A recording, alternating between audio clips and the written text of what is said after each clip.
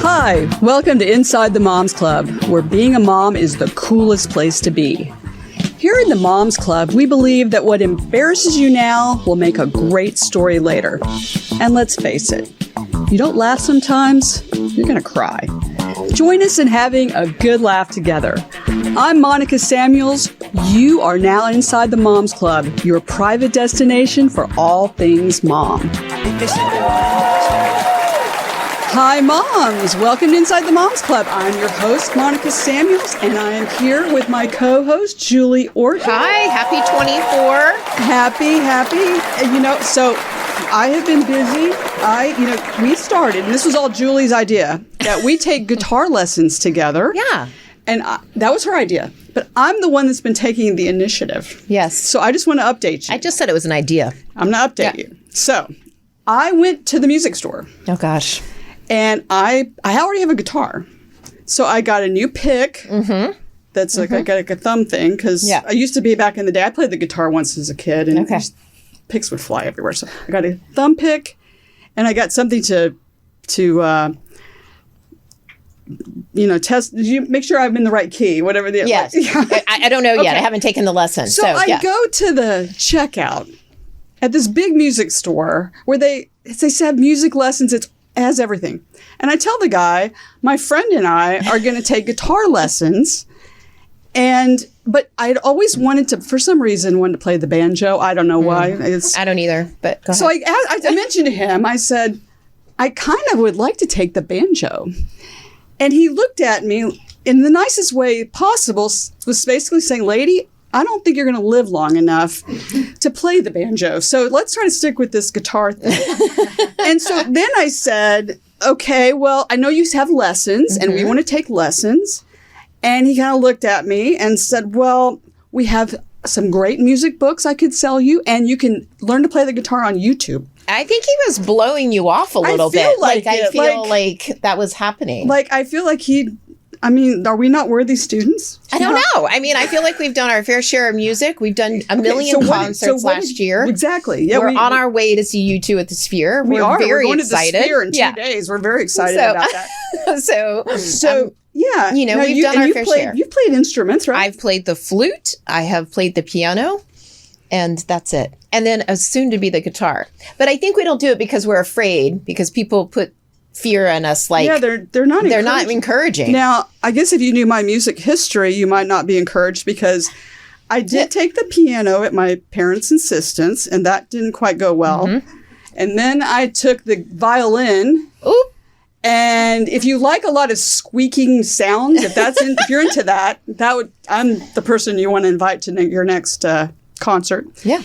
And then I took the guitar, and that was okay. I mean, I like it. I like the guitar. Listen, it's kind of similar to, like, I don't cook, but I can sit in the kitchen and talk to you. So maybe if we just go to concerts and keep up with that. Yeah. I like that idea. I still want to do the guitar. All right, we'll do it. I mean, we may have to do it on YouTube. I'm feeling like I don't know. We're going to do it in Austin. We lived in Austin. Teach us. Yeah. We're all in. But we got to, yeah. And then someday on this show, we're going to play the guitar. Yeah. But we have experts here today. And I really feel challenged. I'd also kind of like to play the banjo. Maybe we'll play dueling banjos. Oh, that's a guitar I'm out. banjo. See, sometimes I have to squash the ideas. Is that me being too ambitious? Yeah, a little bit.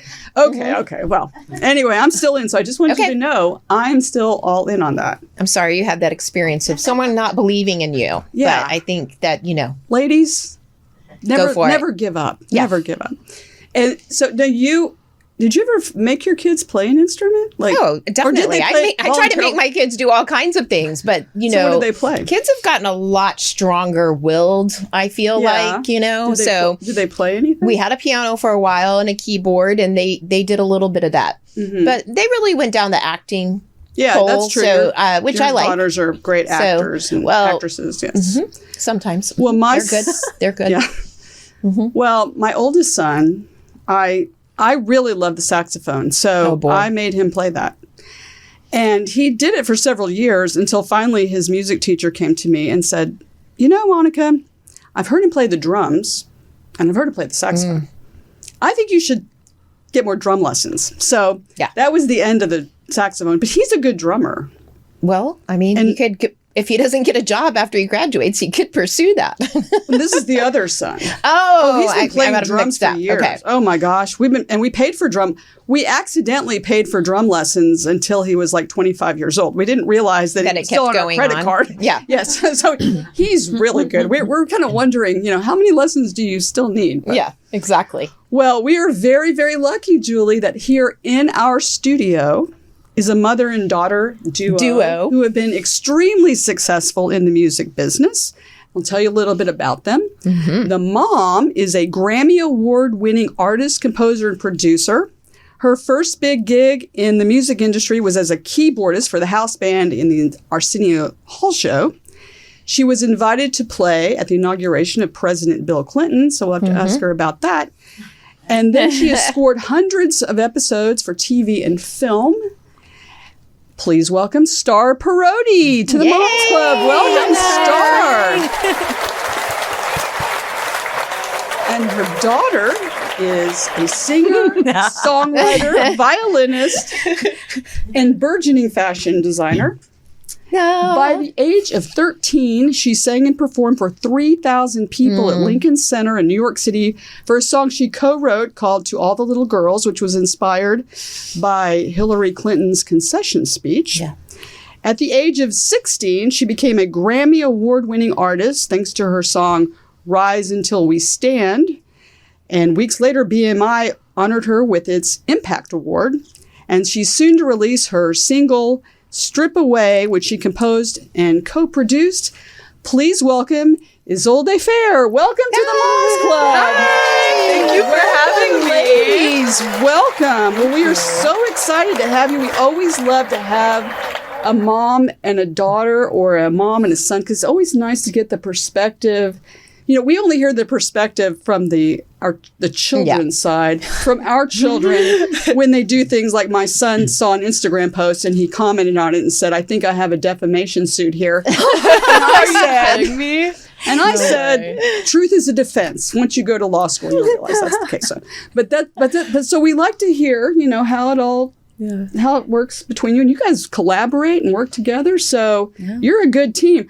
Well, let's start where it began because, Starr, you have been in the business for a long time. Yes. And tell us how it all started. I mean, obviously, you were much more successful at playing musical instruments than Julie or I, which I'm sure we have other talents. But tell us your story. It's so funny that you were saying that you were forcing your kids to take lessons because my mom, when I was very young, she said you have to take piano lessons, and I literally took piano lessons for a year. And my teacher was an alcoholic and threw a book at me, and I just I hated piano so much that I literally came back and I made my mom sign a contract saying that I never had to play piano again. Oh, wow. Wait, really? Yes, really. I didn't know that. I did not know that. Yeah. I love what you're learning. You didn't know that was an option back in the day. Well, I mean. But, after that, when I was about 14, I picked it up again. I went to a party at I went to a party at a college dorm. Which your mom didn't know. Which my mom, of course, didn't know about. Of course not. And this guy had a Fender Rhodes piano there, and he just showed me a few things, and I picked it up kind of quickly. And he said, "Oh, you should play piano." And I thought, yeah, I should play piano. And I started, it just became kind of a very much a focal point in my life. And I started to practice hours and hours every day. And because I had such a late start, so many people like Isolde, they start when they're 4 or 5 years old, Well, you helped me with that part. Yeah. I mean, you were more encouraging. Yeah, throw anything at her. No, definitely not. That was the actual teacher itself. Oh, yeah. That's another story. Yeah. But so I took lessons. I found some teachers. I practiced really hard. I got into Interlochen, which is Georgia a went music to Interlochen. school. Yeah. And I wasn't good enough to get in for piano, so I got in for creative writing.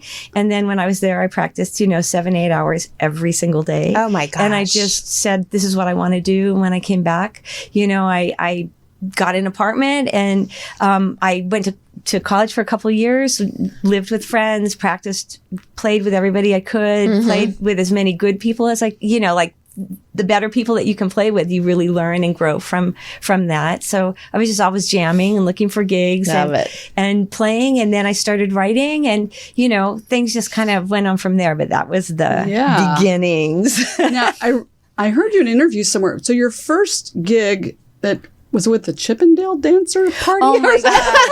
Yes. Maybe she doesn't know this story either. No, sorry. I did not know this story. Oh, sorry. No, it's fine. I love learning new things about my mom. This is the only time she gets to talk about it. Because sometimes there's this struggle to, make it, and you do something like encouraging the artists out there. It's not all Carnegie Hall. Well, I just took every gig I could, but the very first gig I got called, I just didn't even barely know how to play, but I had some friends that were in bands that were good, and they would, they were just, anyway, they called me. And when I showed up at this house, it was for a party, and this lady that answered the door didn't have a top on. And I was like, what am I getting into? It's that kind of party. Yeah.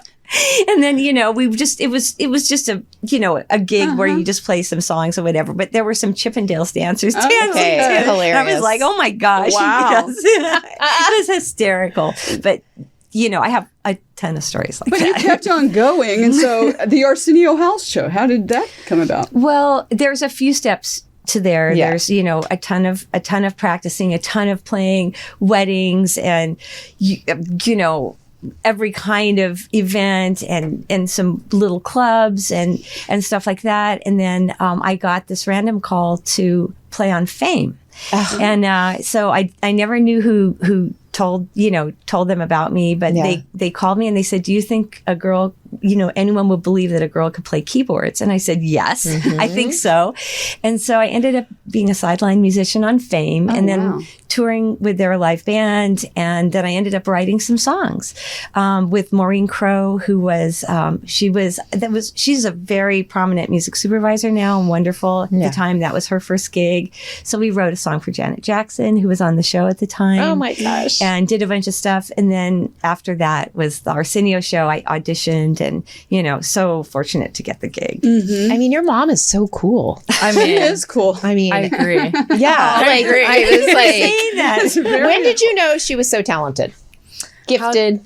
How did I know that she was talented? Well, I mean, I think it took me a few years to, because I came out of her womb. I was born, and I did not know how to talk nor do anything besides, live in a studio my whole life. Yeah. And I grew up, I remember, I'd say my first really massive memory being in the studio was I loved to sleep under the console. We had this SSL TS24 console, and they'd be working very late, and I'd just want to cuddle under there. Yeah. It was not even that cuddly. It was a bunch of just tech and cables and dangerous stuff that I wouldn't really want to play with. But I was kind of the opposite, Younger kids would like to go on the monkey bars or go down a slide, and me, I would love to hang out with the cables and I like that. Crazy mics. That was about it.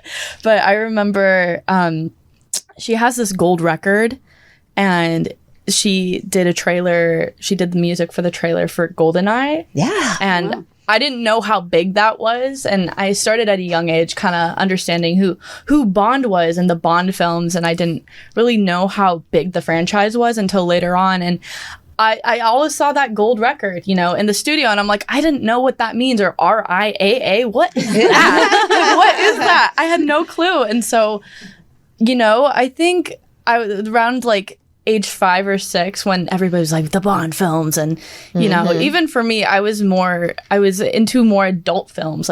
I wasn't the girl watching G films. I was the girl watching PG-13. Yeah. No, and that's totally at fine. 5 years old, are we? I became an adult by then. Yeah.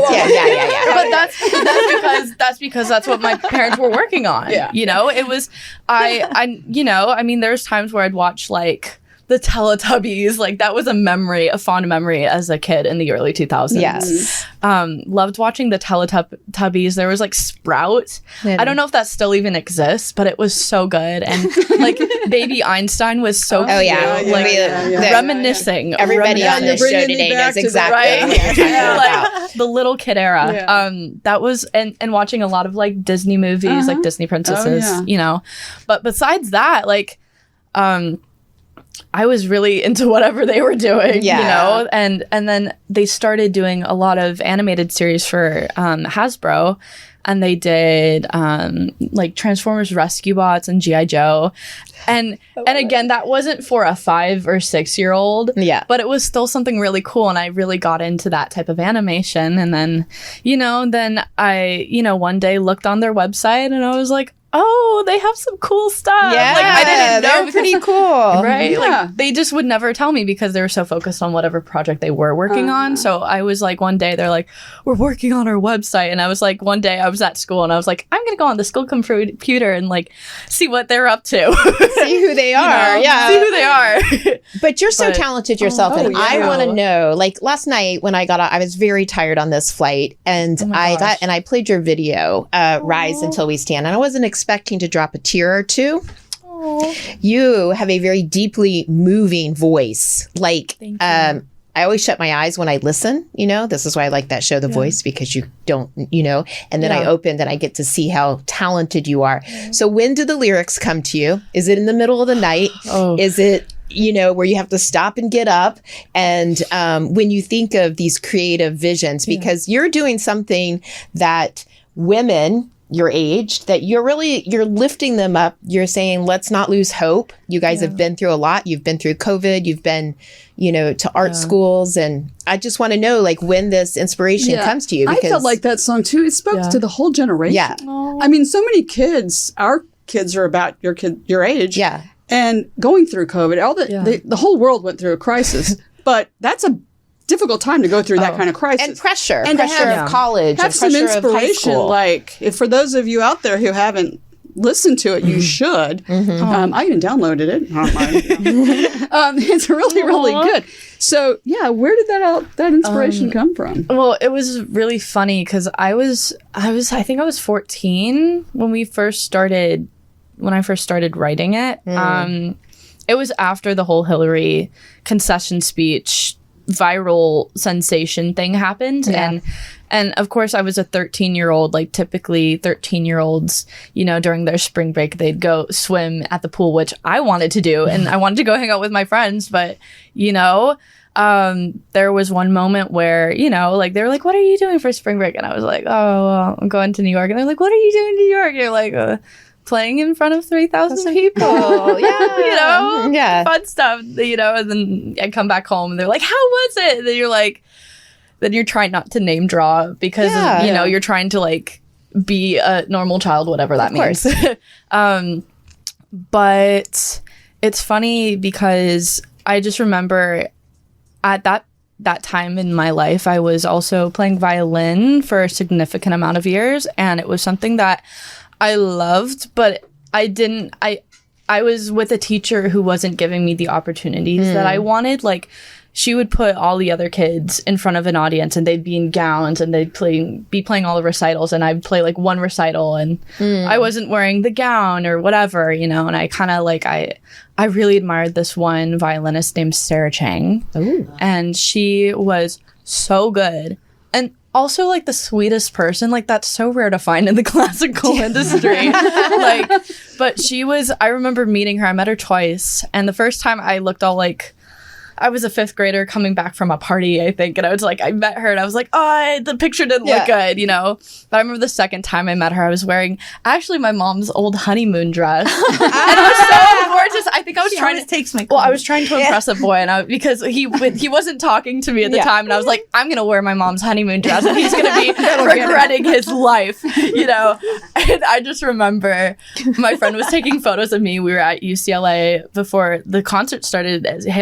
Sarah Chang was going to play with this incredible orchestra called AYS, American Youth Symphony, and so she was debuting like a solo piece with them. And anyways, I was just like so excited. But I remember my friend and I were taking photos beforehand, and I saw him and I went like flipping the hair. It was hilarious. Oh my God. But I loved her, and I just I loved violin. And then I remember I got introduced to Lindsay Sterling, who was also somebody completely different, but somebody that I think inspired me so much to kind of do something different and I realized that I wasn't meant for the ball gown.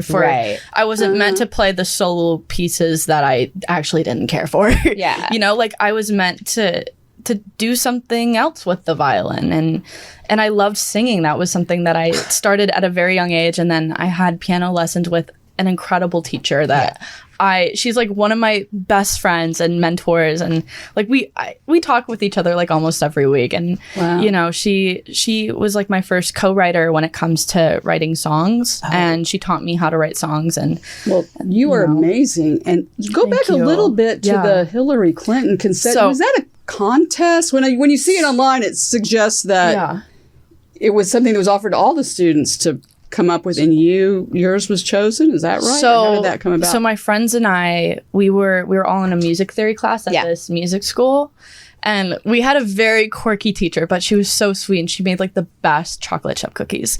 Besides the I love what you remember. Those are the good things about her that I loved.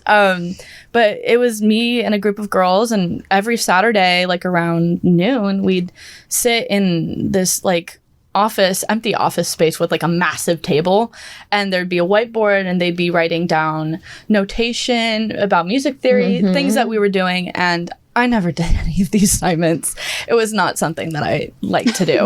Music theory wasn't really my strong suit, I believe. Like my stronger suit was writing and singing and doing all of that, like actually playing the music without learning about what it meant. And I think now it makes more sense why we had to learn about that. But again, like I would never do the assignments. And I remember the teacher, she was like, so she was devastated about the whole election. As a lot of people were. And at the time, like in middle school, we were like writing, you know, reports about it because it was something that was so historically I don't know. It was a highlight in history, I guess, and something that I didn't care for at the time. It was whatever, but we were doing assignments on that for history class, and then I remember going back to the music theory class.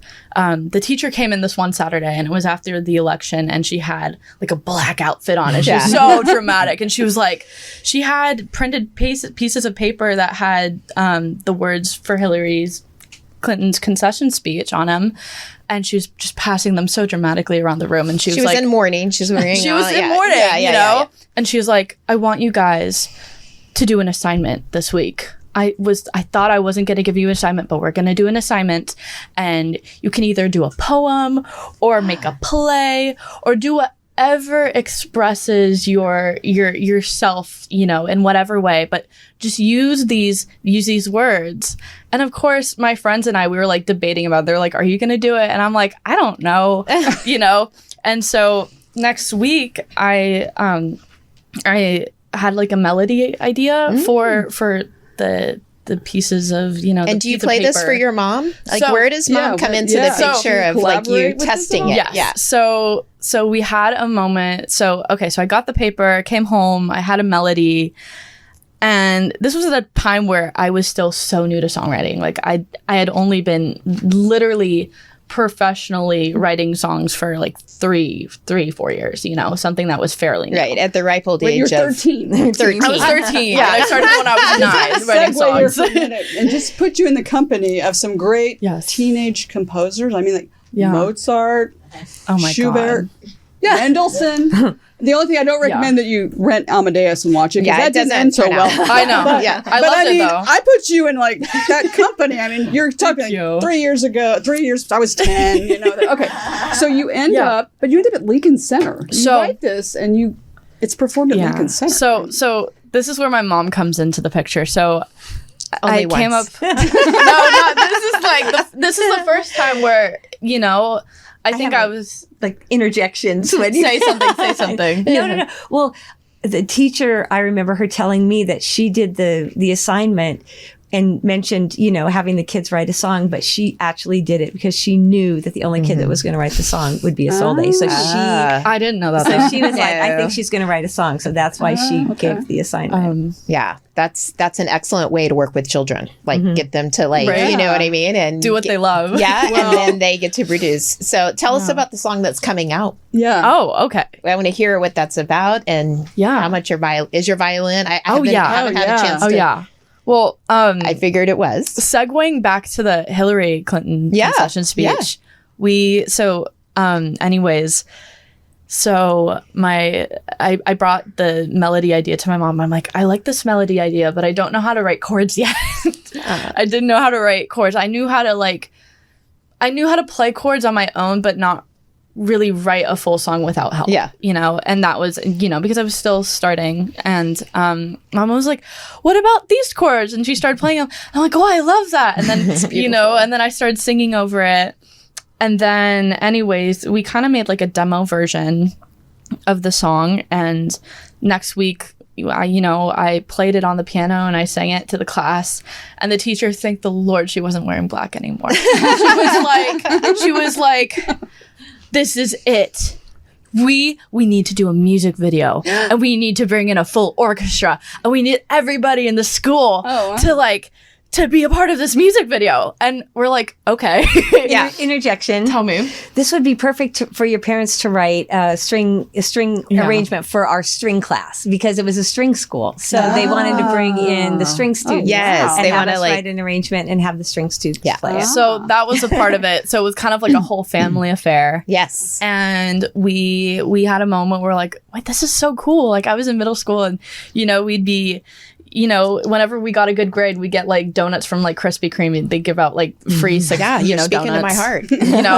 That's how it was. And I remember this one day, my dad and I were at Krispy Kreme, and he's like, I think we're gonna do a new music video next week with this guy named Terry Sanders. I think he was like an Oscar-winning, director for a documentary. I'm like, no way. Like, what? People think of like this song highly? Like I had no clue, and then we did the music video. Interjection. She's always gonna say something new at this point. The music teacher that gave her the assignment, her really good friend was Terry Sanders, and he is an Oscar-winning director. And his wife, Frida Lee Mock, is also a friend of mine, but not at the time wasn't a good friend, just some an acquaintance through the industry friend, and so she said, hey, why don't you have Terry come over? Film the girls playing the strings, film Isolde singing, and just have it be a fun thing for the school. So that was how that worked. So it was incredible. Again, my definition of like what I was going through was so different because you knew more about everything happening. I mean, she was more like the coordinator for everything, and I was more of that's what we do. We're professional coordinators. And that's how my son got to play baseball in college for a year. I love that. You know what? It's all because of the moms. Yes. It really is. And now my mom is right there. Absolutely. Thank you. Yes. And actually, thank you. That's really sweet. I learned so much from her too. So that is so they are our biggest teachers. Yeah. Well, so a lot of moms out there, because like I said, I got my son to baseball. So a lot of moms out there, they want an Isolde. Oh, I'm praying. But she's not up for adoption. So how did you feel like you supported her? I mean, obviously you supported her by doing some of these things, but staying, you have to play the violin. Trust me, I know. It's not easy.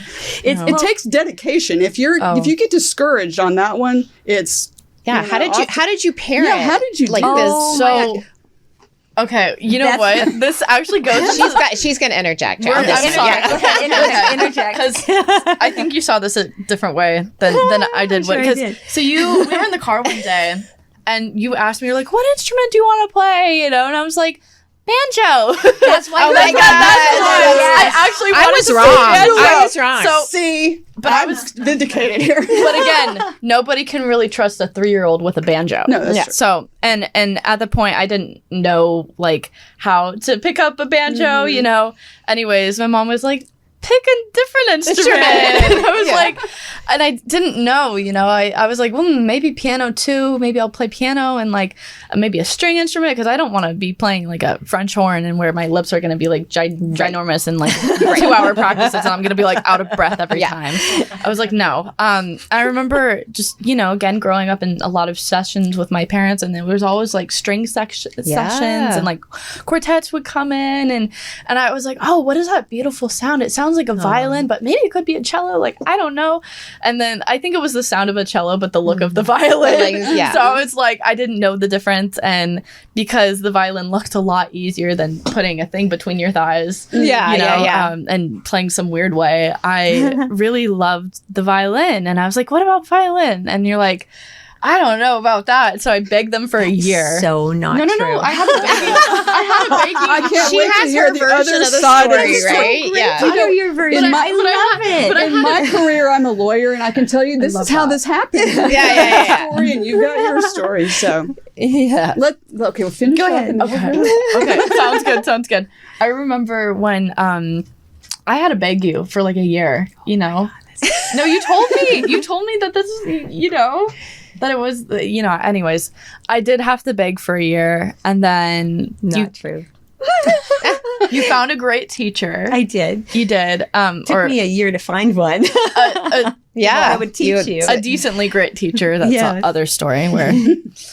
Anyways, but she, I had a fun time, I think, at the beginning of my journey with violin, and I had a little tiny little violin, and the case was bejeweled. It had like diamonds on it, whatever, like fake diamonds, obviously. Yeah. But, I think from that point, that's when I really started loving the violin, and Well, you're a joy to watch. I love watching your videos, and when you do them in your room, it's very cool. I like that. And also the fashion. Oh. Listen.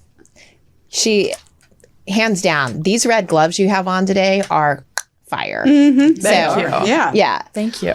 Well, we have a group of moms out there who also want to ask you ladies some questions, and they are our Zoomer moms. So let's welcome the Zoomer moms. Welcome to the Moms Club, ladies.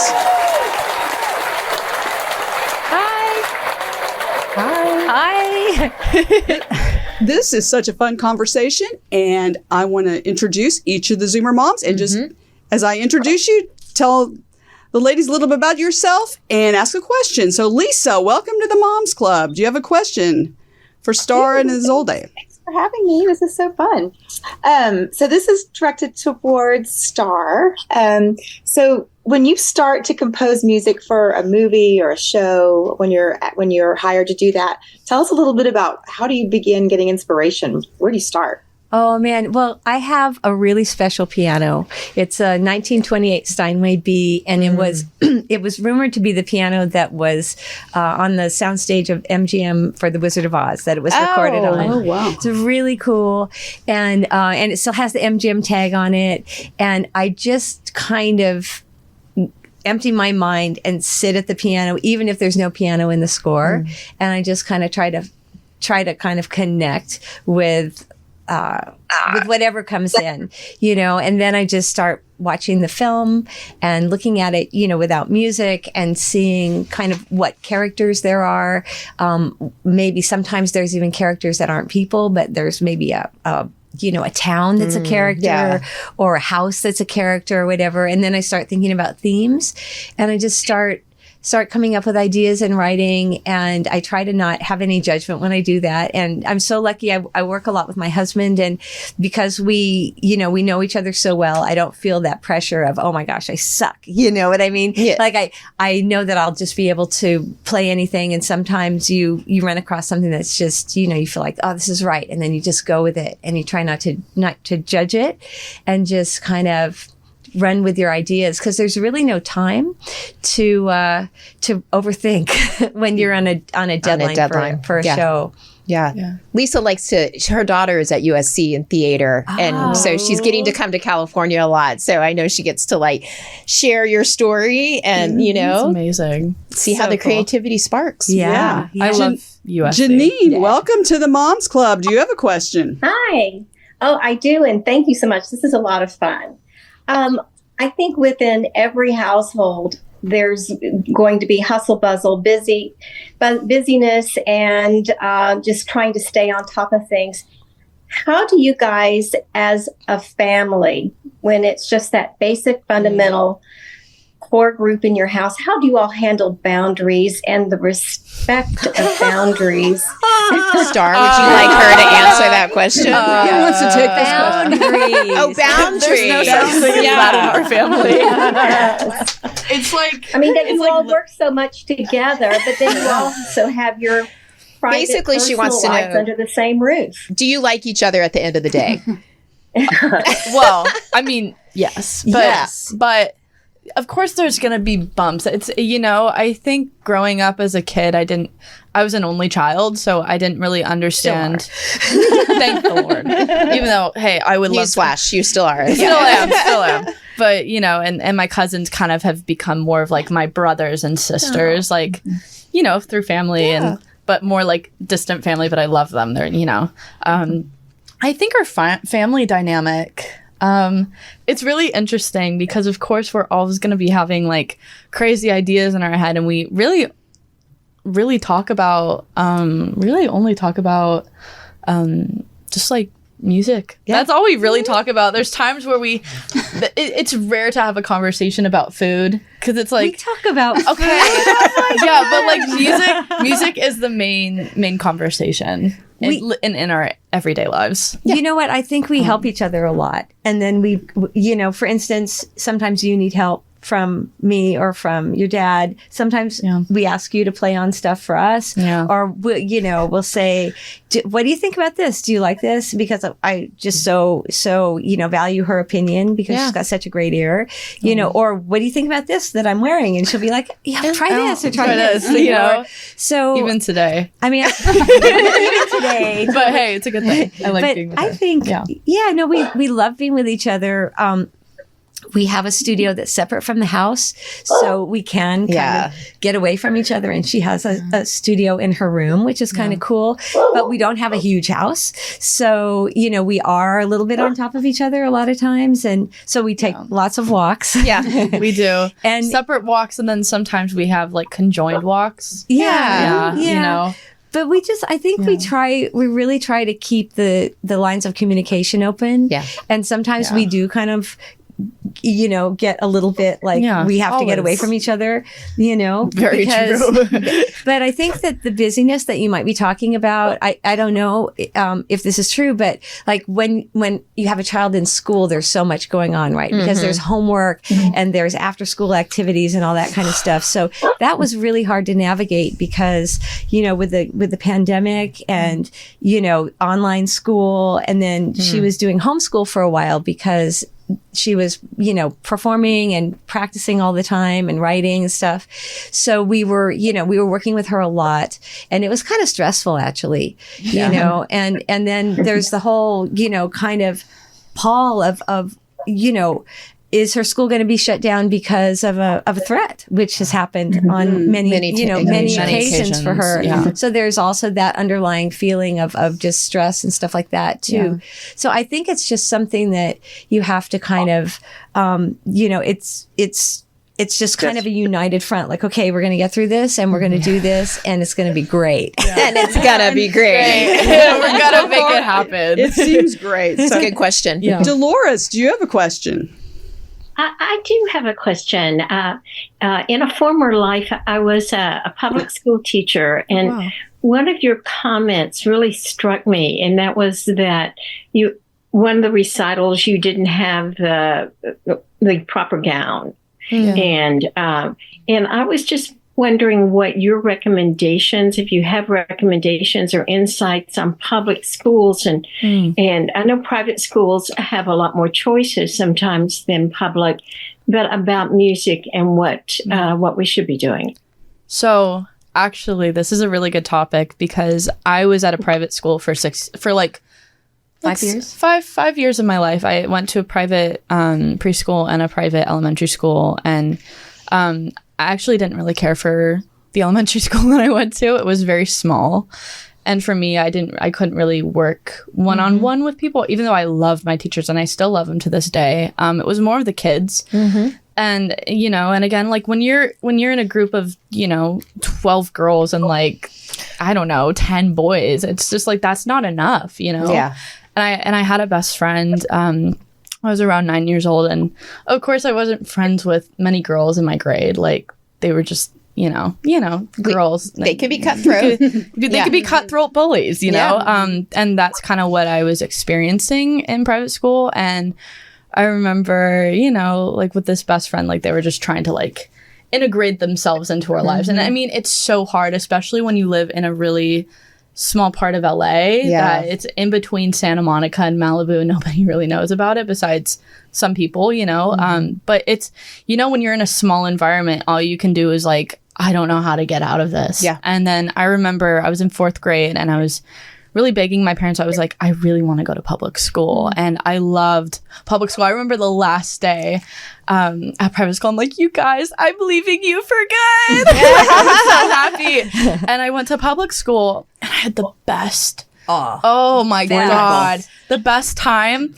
And I already knew some kids that were going to the public school that I was going to. I went 1 year for 5th grade in public school, and then I automatically went to middle school, also a public school. And but it was funny because I just remember the teachers were so sweet, and I had this one teacher, and every morning before we did any like academic classes, he had an upright piano in his room, and so we played "Fly Me to the Moon," and we played a lot of Frank Sinatra songs, and you know, it was just so fun and so warming, and obviously in the classes there was like 40 kids and not like 10, 15, 20 kids, you know. So you got to like really make a lot of friends, and then I moved districts to a different school for middle school, and that was mainly for the music part of it. And I had an incredible, oh my God, he's my favorite classical music teacher. He actually went to USC, and just so great. And I remember I was like auditioning very intensely to get into the top orchestra in middle school, and out of two 6th graders, I was one of them, and I got into the top orchestra. And to me at the time, that was like a big deal. But I remember because I wasn't really living in the district, I had to really kind of shut myself down socially, which was really something that I was sad about, because I'm very much of a extrovert social person. And it was great that I had the friends that I did from the music school, where we were doing the Hillary Clinton concession speech thing, you know, and they were going to the same middle school. So I had them, and they were the only people that knew where I lived and whatnot. But anyways, I mean, I love public school. I love the music teachers in public school. Sounds like you were free to be as creative as you wanted to be. And my God. Met some mentors. Were amazing. Okay. Love hearing that. That Loved is great. Public school. And also, I guess it prepared you too, because it was competitive. Yeah. There were so many kids. That actually forces you to up your game a little bit when the school's a little bit bigger. Oh, yeah. You don't automatically know I'm going to be first chair because I'm the only chair, whatever, you know. You know, true. I had to compete against the 7th graders and 8th graders, and I kind of learned about more healthy competition instead of like beating each other up. That's interesting. But I loved it. Amy, do you have a question? Okay. I'm so enjoying listening to you two. You're such a fun and creative mother-daughter duo. I also have 2 daughters who I love to have adventures with. And so my question is, would y'all have like a dream getaway, some sort of mother-daughter vacation? Or I like that. Somewhere, it sounds like you've traveled plenty. But is there I feel like 2 different opinions are coming on this one, Amy. Yes, I can't wait to hear this answer. Well, I mean, if it was just us, I feel like... Oh my God. I feel like we really need to go to a spa. That's like, we talk about going to Baccara. Let's go to a spa in, you know, Italy. Yeah. We need to go visit our family there anyway, so. I could see you two in Paris. Yeah, we could go to Paris. Let's go to Paris. You remember? Like, you're like, I want to go to Paris, and hopefully one day you will too. And I'm like, when? You know what? We have so much fun when we do stuff together. She's so much fun to do things with because she is such an extrovert that I end up meeting people I would never meet, you know, and super fun, you know, super easy to travel with and stuff. We have traveled a bit together and gone to a lot of places together, but I also, I think Iceland would be fun. Okay. Right? Maybe some of those like thermal spas. Oh, the ones in like and the northern lights. That would be so pretty. That would be cool. I love that idea. I mean, I feel like we talked about going to spas. My favorite, if we had a getaway, I'd say my favorite getaway, if you call this a getaway, we went to the Grammys last year. I was just about to ask, where does it fit in your life this Sunday? It was crazy. And my my dad was not at the ceremony. He was getting food because we couldn't eat for like the amount of hours that we were at the Grammys. It was crazy. And so I remember she just got her Grammy, and I had a video that was going ballistic on social media. It was crazy because I just didn't know I knew how to deal with it, but it was just like so surreal. Like, is life even real? And I remember we were just sitting at our seats for the televised version of the Grammys. We were watching Stevie Wonder and Harry Styles, like literally all of our favorite artists of that year. And then going to see them live was such a blessing. That's an incredible share together. So fun. Yeah. And we were looking at each other.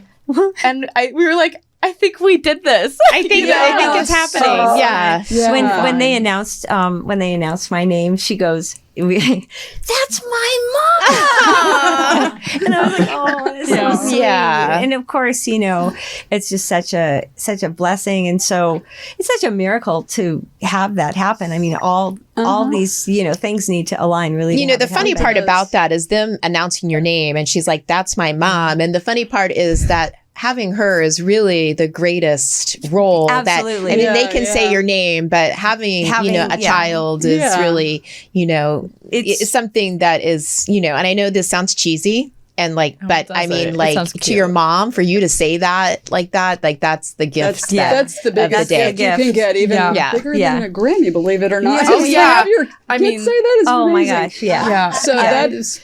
Although getting Grammys is great too. I'm not going to knock that. Not a bad thing. Not a bad thing. Well, we have so enjoyed this. And tell us what's your next project, Starr, and where can we find you on social media? Oh, okay. Social media. What's my Instagram? I don't know. I think it's Instagram is Starr Starr.Parodi, Parodi. Yeah. And then I'm on Facebook as well. It's Starr Parodi. Yes. And oh my gosh. You're so proud of it. You're so proud. I'm very proud that she decided to go on social media. No, That's a whole other story. I actually I'm really excited. Well, I don't know if you guys probably people not from LA don't know about this, but there's a thing called the Laguna Pageant of the Masters. It's a really cool thing. So I just got my assignment to write for the orchestra for that this year. And it's actually this year's is all about fashion. So it's going to be really fun. I'm going to start writing for that probably later today. And I also have a commission from an orchestra in Houston, which I'm really excited about. You're coming to Texas. And I'm producing 3 different projects coming up too. Oh wow, I've got a lot of plates spinning. Very busy, really very busy lady. That's amazing. Exciting stuff. And you have Strip Away coming out. Yeah. So my project wise, I have Strip Away coming out, which it was a single that I created actually around a year ago. That was like a 3 a.m. moment where I was like, oh, I don't know whether this is going to be good. And then I remember I started learning how to create my own production for songs, and I brought it to a friend, and he really helped me enhance that. And then I kind of reproduced some stuff, and it was definitely a collaborative effort. And so my manager and I have really been prepping it, getting it to be released, and we have a whole team behind it now. I'm really excited. That is great. And where can they find you on social media? So they can find me on Instagram. My Instagram handle is Isolde Fair. It's ISOLDE and then FAIRR. And in big letters, it'll say Mozart Girl. You were right, Monica. Very fitting. So very right. fitting. And then on Spotify, it's just Isolde Fair, ISOLDE FAIR. Great. Well, I encourage everybody to listen to your voice. I mean, it's really angelic. Thank you. I mean, just all of their work. You can listen to them on YouTube or, on any platform. Any platform. You can think of. Yeah. They're great. They're absolutely great.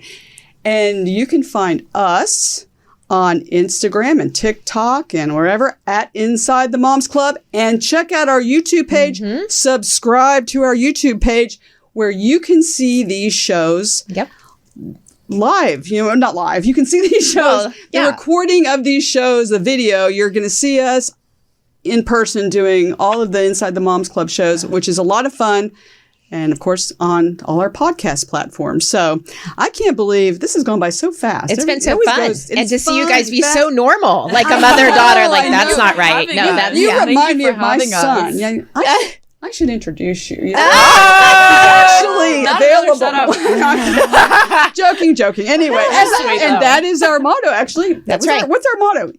If you don't laugh sometimes, moms, you're gonna cry. So we want to keep you laughing. Join us next time inside the Moms Club.